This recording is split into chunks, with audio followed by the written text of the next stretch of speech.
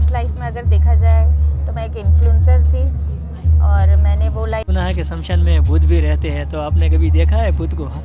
ये शमशान में जाएंगे, अगर आधी रात को भी आप जाते तो आपको कोई भय या डर की कोई भी विशेषता तो काफ़ी सारी है जो मैं अभी डिटेल में भी नहीं बोल पाऊँगी।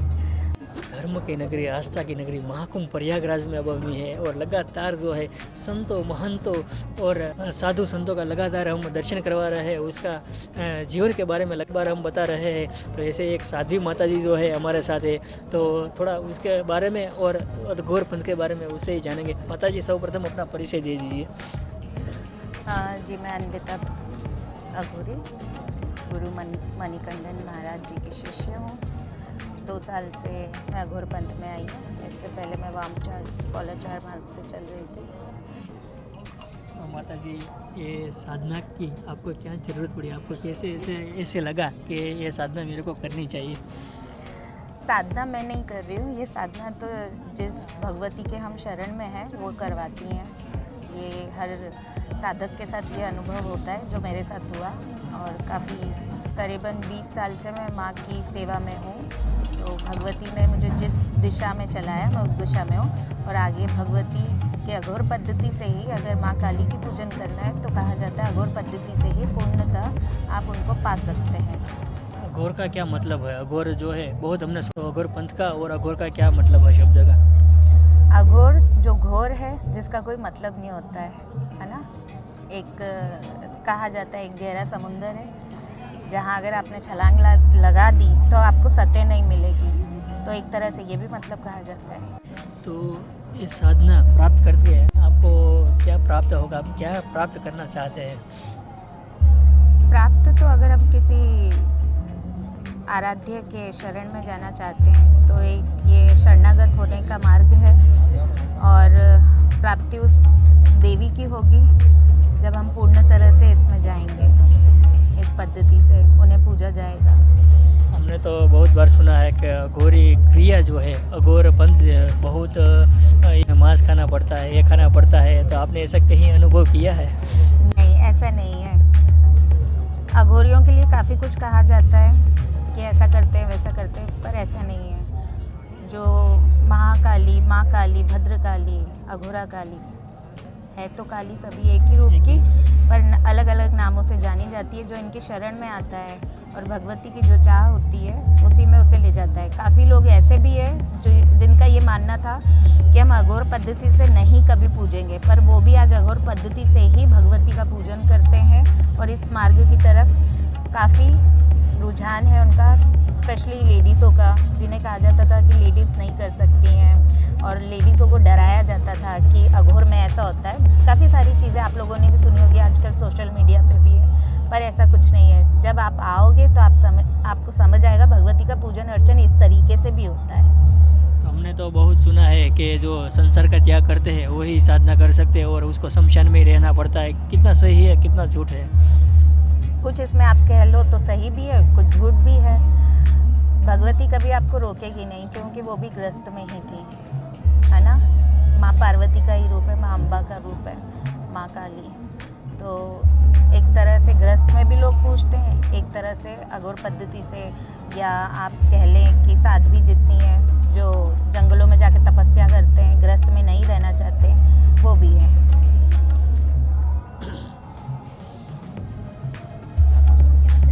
तो ये जो आपने बताया कि कोई भी कर सकते हैं, तो उसके लिए संसार त्यागने की ज़रूरत नहीं है, संसार में रह के भी कर सकते हैं। जी बिल्कुल, संसार में रह के कर सकते हैं। तो आपने संसार का त्याग किया है कि आप संसार के साथ जुड़े हुए? मैं गृहस्थ में हूँ और मैं सांसारिक जीवन भी जीती हूँ, और मैं माँ की शरण में जब रहती हूँ सब कुछ त्याग कर माँ की शरण में आती हूँ। थोड़ा अपने पास्ट लाइफ के बारे में थोड़ा दर्शक मित्रों को बताइए। मैं पास्ट लाइफ में अगर देखा जाए तो मैं एक इन्फ्लुएंसर थी और मैंने वो लाइफ भी जी अपनी। और भगवती ने जब मुझे अपने शरण में लिया तब से मैं माँ की शरण में हूँ।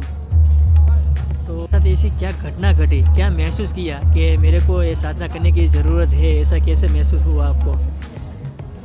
देखो, महसूस तो ऐसा कुछ नहीं हुआ, पर हाँ, जब भगवती आपको शरण में लेती है अपनी, वो सारे संसार के मोह माया दिखाकर, एक बोलते ना हर तरह का रंग चखाकर, फिर आपको अपनी शरण में ले लेती है। तो मेरा अनुभव मेरा जो आज मेरी जो एज है उसमें मुझे ये अनुभव ज़रूर हुआ है कि मुझे हर किसी से रिश्ता दिखाया। मैं किसी की वाइफ भी हूँ, किसी की माँ भी हूँ, मेरी माँ भी हैं, मेरे पिताजी हैं, सारे रिश्ते मैंने जी लिए हैं, पर अब एक रिश्ता जो है खास मेरा वो भगवती के साथ है। तो शमशान में रात्रि में 12 बजे जाना पड़ता है, तो आपके कभी डर जैसा कुछ महसूस नहीं हो रहा है? नहीं, कभी नहीं। कभी नहीं। हमने सुना है कि शमशान में भूत भी रहते हैं, तो आपने कभी देखा है भूत को? नहीं, मैंने देखा नहीं है, मैंने महसूस करा है, पर जो मेरा मानना है, जो मेरा एक्सपीरियंस है, उससे मुझे ये लगता है जैसे हम जी रहे हैं वैसे वो दुनिया में जी रहे हैं। और अगर हम इंसान शरीर जो हमने धारण कर रखा है, इस शरीर के माध्यम से किसी और को भी छेड़ते हैं तो वो भी पलटवार करता है। तो मेरा जो एक्सपीरियंस है, मुझे ऐसा लगता है शांति से अगर आप साधना के लिए या पूजन के लिए शमशान में जाएंगे, अगर आधी रात को भी आप जाते हैं तो आपको कोई भय या डर की कोई भी गुंजाइश नहीं मिलेगी।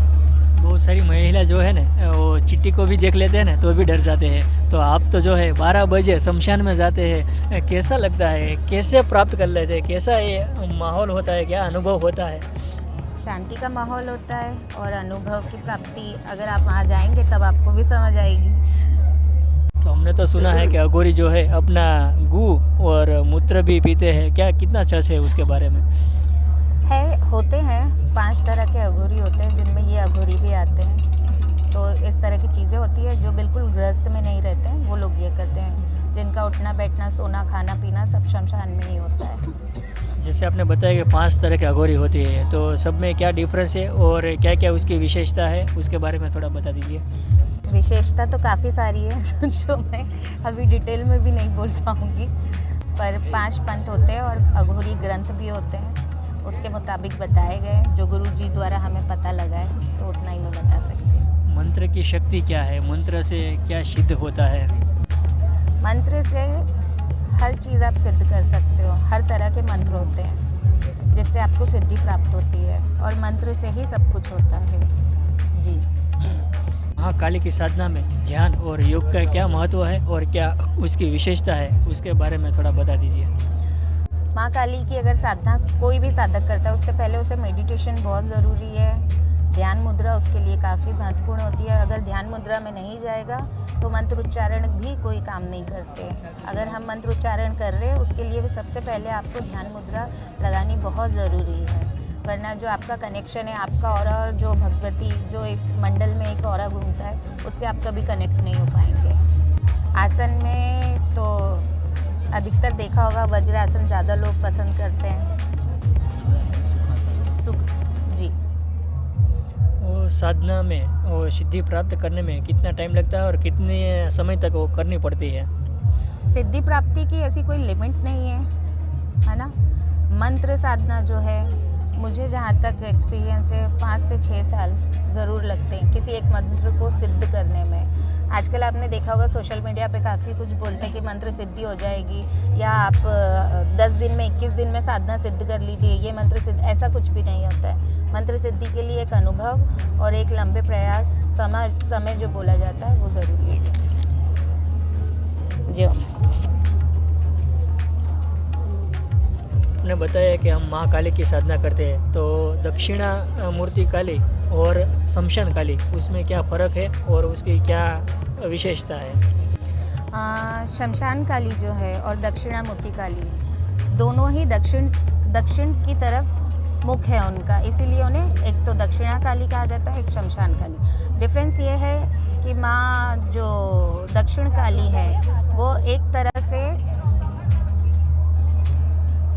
क्या बोलते हैं उसको, उन्हें मांस और इसका सेवन नहीं होता, वो शुद्ध शाकाहारी भोज उन्हें लगता है। दक्षिणामुखी काली जो होती है, दक्षिण काली जिन्हें कहा जाता है, कलकत्ता में दक्षिणेश्वरी काली है। शमशान काली जो होती है उनकी एक हाथ में त्रिशूल और एक में खप्पर होता है, ये शमशान काली कहलाती है, और ये पूरी तरह मांसाहारी ही पूजा जाती है। हमने सुना है कि साधना के दौरान अघोरी जो है मांस मदिरा का भी सेवन करते हैं, तो क्या ये सच है? जी, करते हैं। तो आपने भी मांस मदिरा का सेवन किया है? अभी फ़िलहाल तो नहीं, कुछ साधनाएं ऐसी है जिस साधना के दौरान किया जाता है, पर सेवन बोले तो आपको भरपेट नहीं खाना है, कुछ अंश होता है जो किसी पर्टिकुलर साधना जब होती है, जैसे आपने गुरुजी की देखी होगी शव साधना, तो उस दौरान ये सारी प्रोसेस रहती है प्रसाद के रूप में। छकना है बिल्कुल। और ये साधना शुरू करते हैं तो ग्रहण है, काल सर्प दोष है, उसका क्या प्रभाव पड़ता है? ग्रहण काल में बोला जाता है अगर कोई सिद्धि कर रहा है 41 डेज़ की साधना होती है, 48 डेज़ की साधना होती है, जैसे हमारे गुरुदेव भी करते हैं, हवन के द्वारा साधना सिद्ध करते हैं। पर अगर ग्रहण है या दीपावली की रात है या होली की रात भी है, इस दिन कहा जाता है 41 डेज़ की जो साधना होती है उसका एक दिन में आप अनुष्ठान कर सकते हैं। जो सिद्धि आपको 48 डेज़ में 41 डेज़ में मिलेगी वो एक दिन में आपको इतने दिनों की सिद्धि एक ही तंत्र मंत्र जिस भी प्रकार आप पूजन करते हो उसमें आपको मिल सकती है। तो ये मान्यता है। हमने सुना है कि अमावस्या के दिन जो है वो विशेष साधना होती है, तो उसका क्या मतलब है अमावस्या का? अमावस्या काल रात्रि के लिए सबसे स्पेशल है ना, काल का माह के लिए सबसे स्पेशल है अमावस्या, क्योंकि उस दिन घोर और अघोर एक होता है जो अघोरियों के लिए बोला जाता है। तो इसलिए इस दिन आप काली की सिद्धि प्राप्त कर सकते हैं। आपने जैसे अभी बताया घोर और अघोर, तो दोनों में क्या अंतर है और दोनों की क्या विशेषता है, उसके बारे में थोड़ा बता दीजिए। अंतर तो दोनों में कुछ भी नहीं है। जी। तो साधना के दौरान जो है ये ब्रह्मचर्य का क्या महत्व है और कितना पालन करना पड़ता है, उसके बारे में थोड़ा बता दीजिए। साधना के दौरान आप अगर साधक हैं तो आपके लिए ब्रह्मचारी वैसे ही है जैसे एक अबोध बच्चा एक माँ की गोद में होता है, बिल्कुल शुद्ध होता है वो माँ के लिए। तो आपको शुद्धता का सबसे पहले ध्यान रखना होता है। तो ब्रह्मचारी का मेरे मायनों में और भगवती के चरणों में यही एहसास है कि ब्रह्मचारी इसलिए हमारे जीवन में बहुत मायने रखता है। और जब हम किसी भी चीज़ को साधते हैं तो उसकी शक्ति ब्रह्मचारी अगर करके हम उस पद पे चलते हैं तो वो सिद्धि ज़रूर प्राप्त होती है। इतना समय दिया माता जी, उसके लिए आपका खूब खूब आभार। हम जो है धर्म का प्रचार और ज्ञान का प्रचार है उसमें आपने साथ दिया है, उसके लिए आपका खूब खूब आभार। जय